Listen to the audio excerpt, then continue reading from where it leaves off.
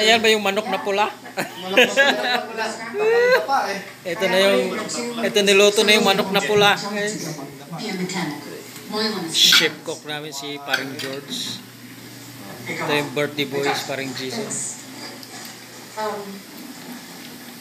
Kanta pala, wala pala tayong kanta. Ano tayo? Nangihina na ako eh. Kantahan mo na yan. Ito yung ulam namin. Paano dyan eh, ano? Kaya na, pag nag-iinom na magkantahan. Eh! Nangipit ka ba? I'm sorry. Come on, just give me square.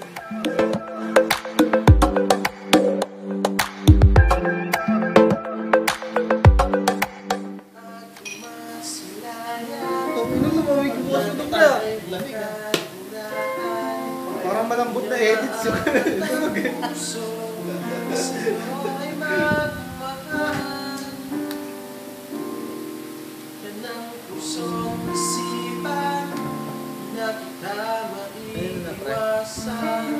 Pag-ibig ko sana ay pagbigyan.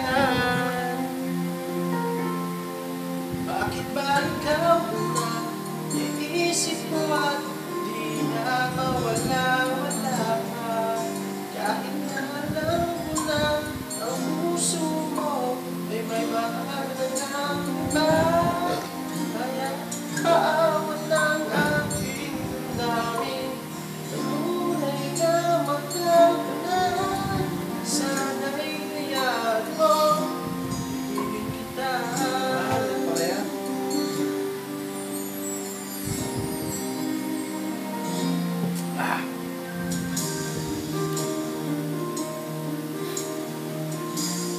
Hey, assalamualaikum. Kempal. Masaya kapag siya ang kasama. Sino yan? Muna ba ako naaalala? Ano sa Manaoy? Bakit di ko malimot-limot pa? Dito ko si ano, si Jason. Birthday na ngayon, birthday. Si paring ano? Sino yan? Dudong. Dong! Tagay dong! Basan mo. Di na mawala-wala pa. Dodong! Tagay dong! Alam ko na ang puso mo ay may mahal. Tagay. Singer to ka ba no? Ay ang paawat ng aking damdamin. Tunay na mahal ka na. Sana'y hayaan Basta dong. mo, ibig kita. Balita niya. Maghihintay pa rin at aasa. Sa pag-ibig mo naman, nagmamay-ari na. Nais ko lang malaman mo na minamahal kita. Bakit pa ikaw na iisip ko at di na mawala-wala pa? Bakit na alam ko na ang puso mo may mahal ka na ba? Kaya ay aawat ng aking damdamin. Tunay na mahal ka na. Sana'y hayaan mo, ibigin kita. Maghihintay pa rin at aasa.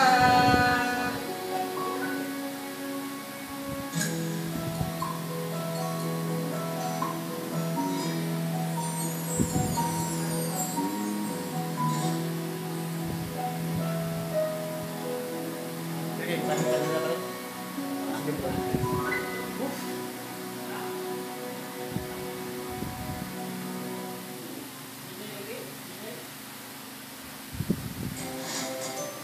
Thanks for watching.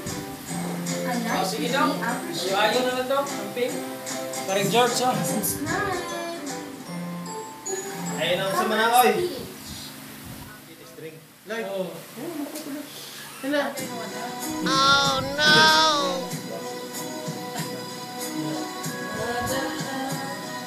Sa bunga ay nagsisigawan. Aking ina, manok na pula, mukhang matapang. Ayos, ganda ng kombinasyon niya pala yun. Parang alam mo yung April Boy ringing sa ano, anong isa? Birano.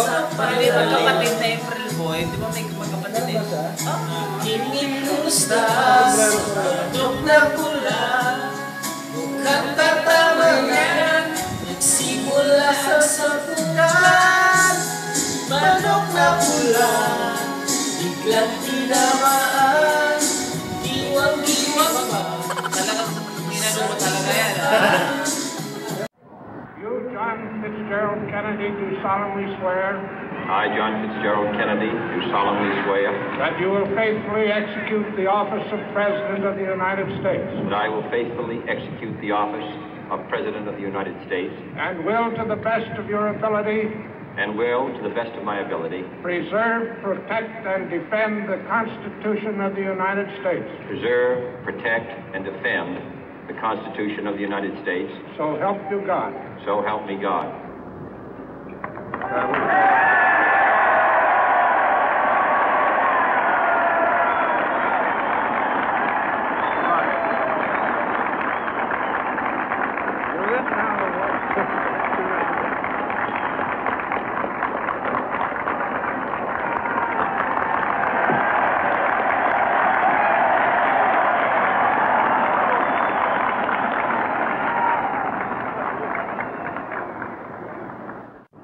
Vice President Johnson, Mr. Speaker, Mr. Chief Justice, President Eisenhower, Vice President Nixon, President Truman, Reverend clergy, fellow citizens.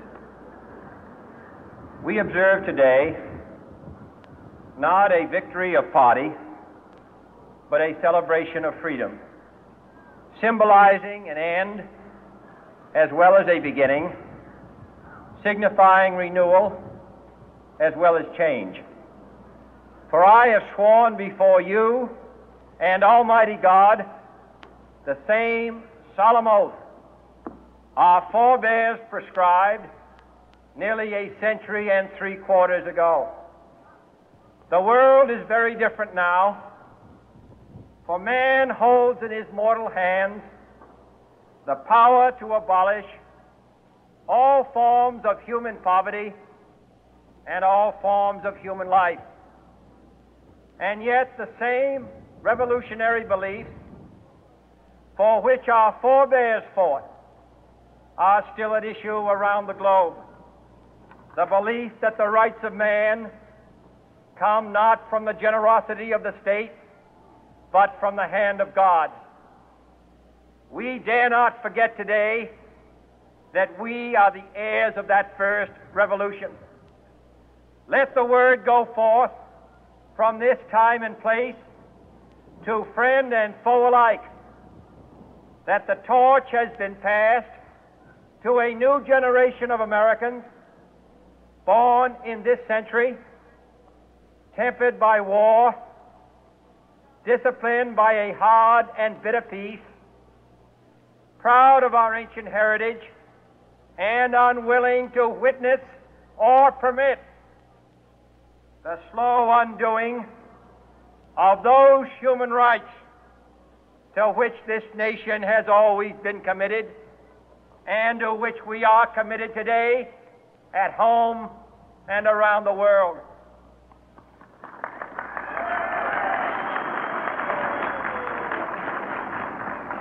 Let every nation know, whether it wishes us well or ill, that we shall pay any price, bear any burden, meet any hardship, support any friend, oppose any foe to assure the survival and the success of liberty.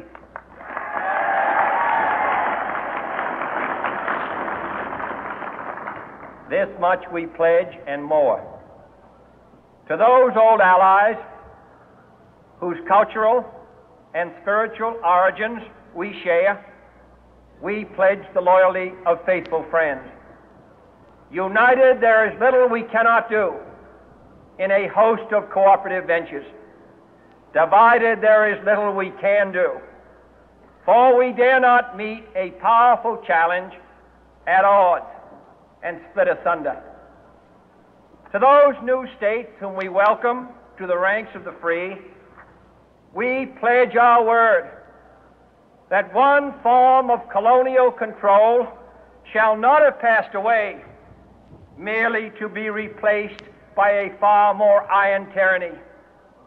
We shall not always expect to find them supporting our view, but we shall always hope to find them strongly supporting their own freedom, and to remember that in the past, those who foolishly sought power by riding the back of the tiger ended up inside.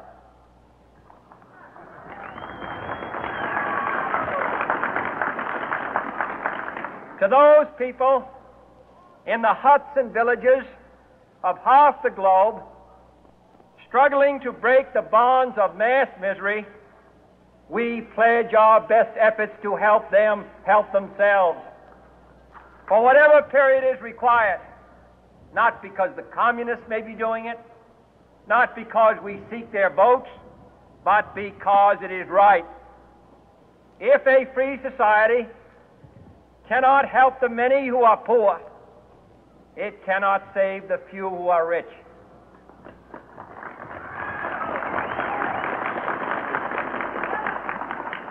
To our sister republics south of our border, we offer a special pledge to convert our good words into good deeds in a new alliance for progress, to assist free men and free governments in casting off the chains of poverty. But this peaceful revolution of hope cannot become the prey of hostile powers. Let all our neighbors know that we shall join with them to oppose aggression or subversion anywhere in the Americas. And let every other power know that this hemisphere intends to remain the master of its own house.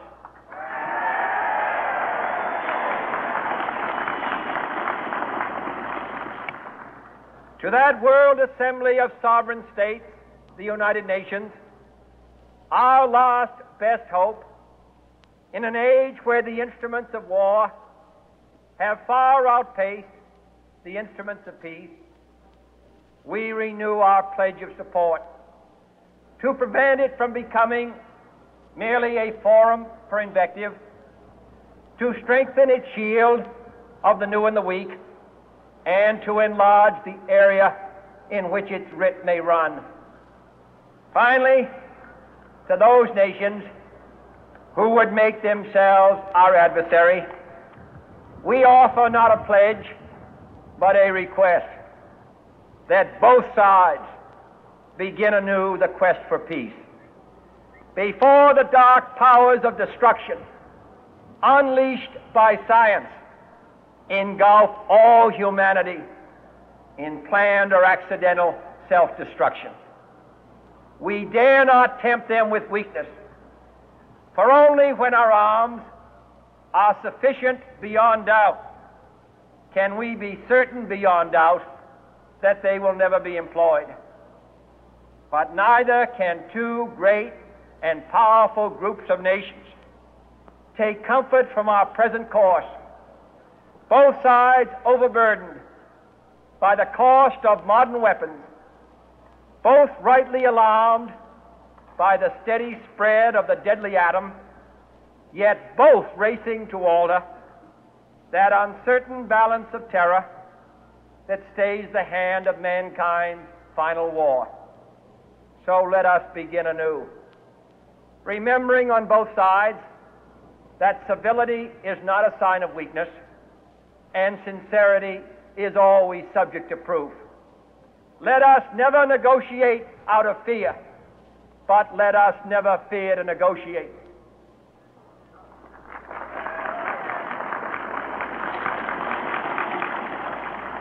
Let both sides explore what problems unite us, instead of belaboring those problems which divide us. Let both sides, for the first time, formulate serious and precise proposals for the inspection and control of arms, and bring the absolute power to destroy other nations under the absolute control of all nations.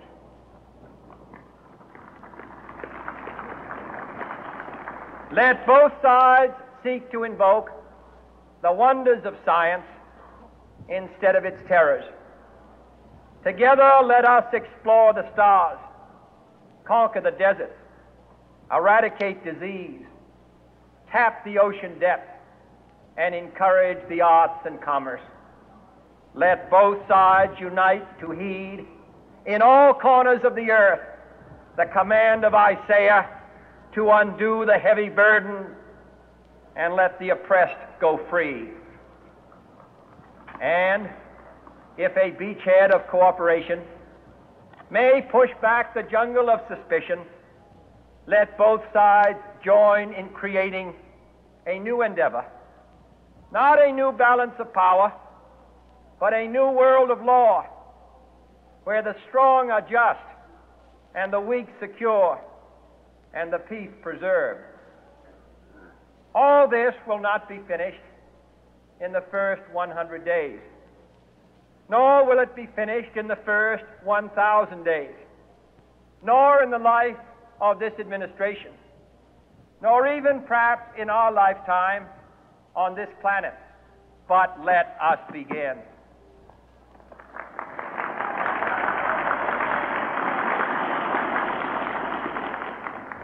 In your hands, my fellow citizens, more than mine, will rest the final success or failure of our course. Since this country was founded, each generation of Americans has been summoned to give testimony to its national loyalty. The graves of young Americans who answered the call to service surround the globe.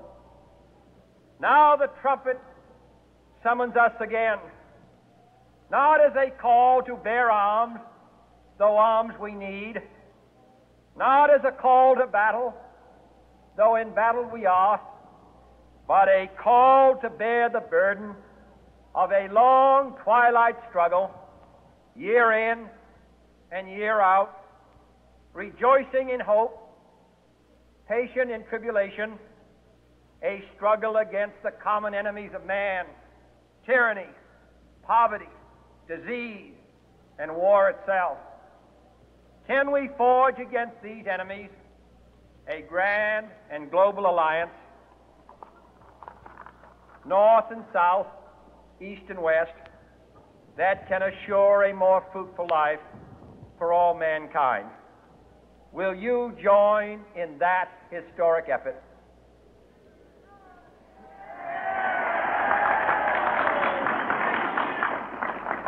In the long history of the world, only a few generations have been granted the role of defending freedom in its hour of maximum danger.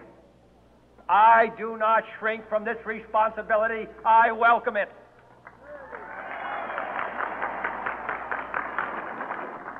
I do not believe that any of us would exchange places with any other people or any other generation. The energy, the faith, the devotion which we bring to this endeavor will light our country and all who serve it.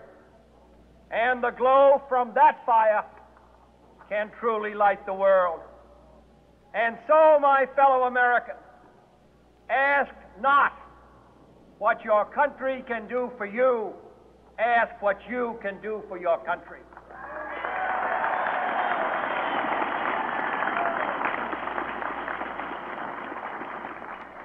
My fellow citizens of the world, ask not what America will do for you, but what together we can do for the freedom of man.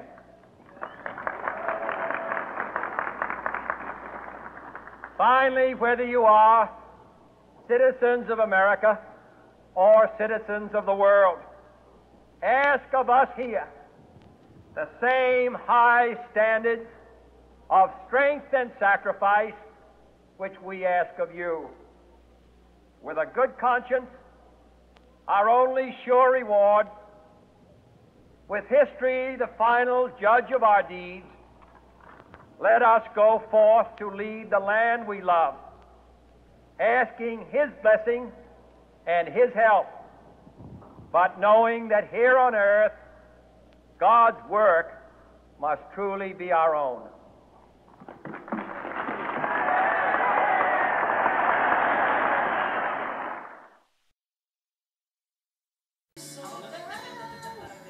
Anong pinuntaw dyan?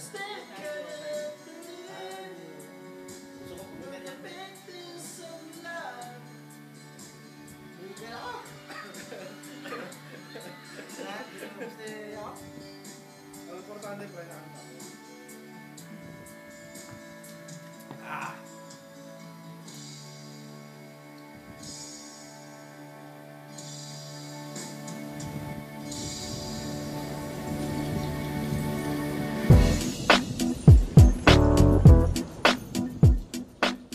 Hey, yo, Jim, man.